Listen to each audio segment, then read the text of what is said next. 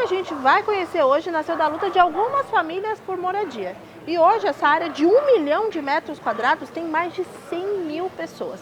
A gente está chegando em Heliópolis e para contar a história do bairro, a gente precisa conversar primeiro com uma pessoa. Vamos lá!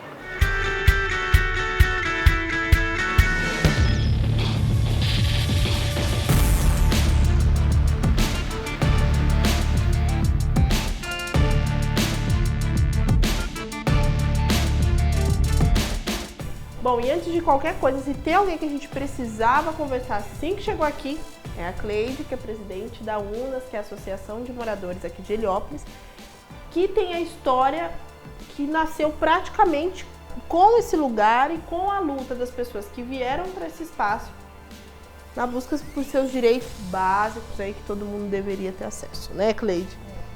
Como é que começa a história aqui dessa área? Então, eu vim para cá, eu tinha 7 anos. Isso eu tô falando em 71, né? Que é quando a gente veio para cá. E a gente veio para cá com a remoção da favela da Vila Prudente.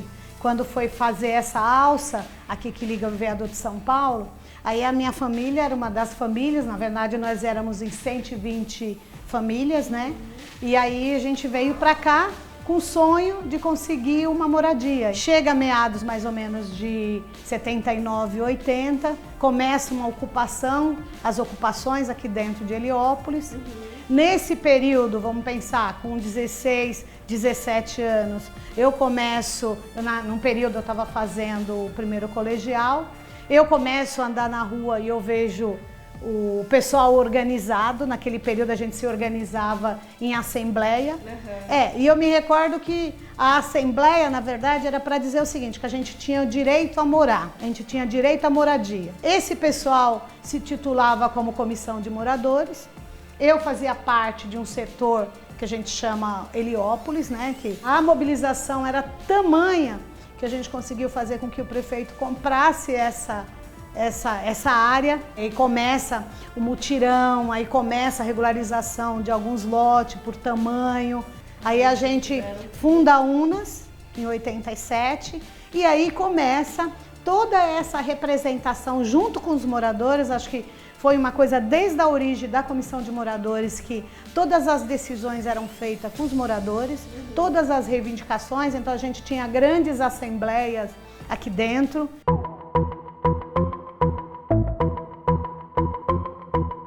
Essas pequenas reuniões de moradores se transformaram na UNAS, que atualmente tem diversas frentes de atuação social em Heliópolis e em toda a região. Educação infantil, atividades extracurriculares, cultura, geração de emprego e, principalmente, resgate da cidadania.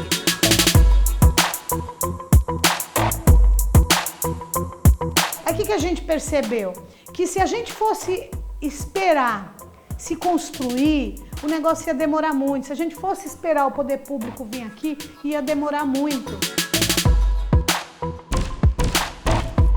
Eu fui acompanhar algumas atividades feitas pela UNAS. A primeira parada foi uma contação de histórias para a criançada que acontece na Biblioteca Comunitária de Heliópolis. Nós somos o que nós estamos vestindo, certo? Eu sou uma princesa, Princesas, camponesas. A Ângela é uma das responsáveis para que tudo isso aconteça, matando um leão por dia, né, Ângela, como a gente sabe.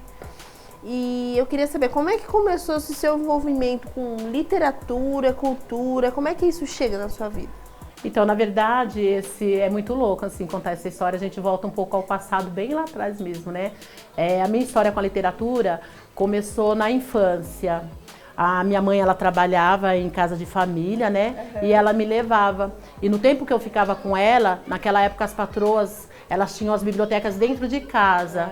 E no tempo que eu ficava com a minha mãe, enquanto ela ficava fazendo os trabalhos, né, na casa de família, eu me relacionava com os livros que existiam. E por mais que ainda tenha muita gente que acredite que as quebradas, a periferia não estão relacionadas com cultura, essas pessoas estão muito erradas. Heliópolis é um exemplo disso. E essa mistura dá muito certo, né, Ângela? Qual é a experiência desses 10 anos que você tem? A comunidade adora esse espaço. Adora. Como vocês perceberam, aqui primeiro que dentro de Heliópolis, a gente tem muitas escolas, a gente tem muitas CIs, que são Centros de Educação Infantil, e os CCAs, que é o Centro da Criança e do Adolescente, que trabalha no contraturno escolar. Por que tem esses centros e é importante na comunidade? Porque justamente para que a criança não fique na rua. E é nesse momento que a gente faz alguma atividade para formar o leitor. Então vamos lá, é uma pessoa muito ruim, muito má. Tá bom? Lucas é educador das atividades aqui que acontecem fora, o acervo da biblioteca, etc. Como a gente acompanhou aí um pouquinho essa contação de histórias. Lucas, basicamente, como é que aconteceu de você vir para cá? Eu fui assistir no ano passado um projeto que teve na biblioteca chamado A Pequena Princesa. A biblioteca ela tem um projeto de balé, de aulas de balé.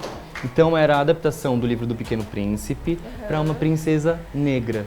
E aí foi quando eu me encantei e aí a gente conversou, eu e a Ângela. E eu parabenizei mesmo por esse projeto, porque não é qualquer pessoa que desenvolve um projeto dentro de uma periferia com essa potência. A cultura ainda tem padrões muito eurocêntricos, padrões aí elitizados, infelizmente, né?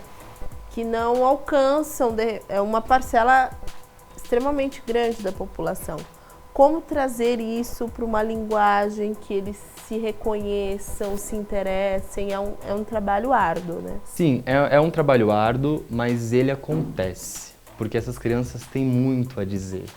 E aí sim, a arte ela é excludente, porque quando a gente fala de oficinas de teatro, a gente precisa muitas das vezes ir até o metrô. A condução tá cara, os pais muitas vezes não têm como acompanhar os filhos, e aí esse acesso ele se mantém restrito.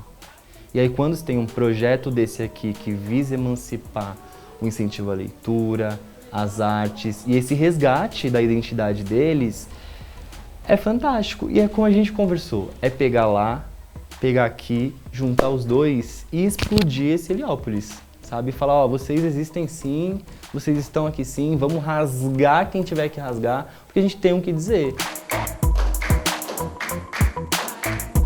A gente vai para um rápido intervalo. Já tem mais atividades da UNAS. Fica por aí.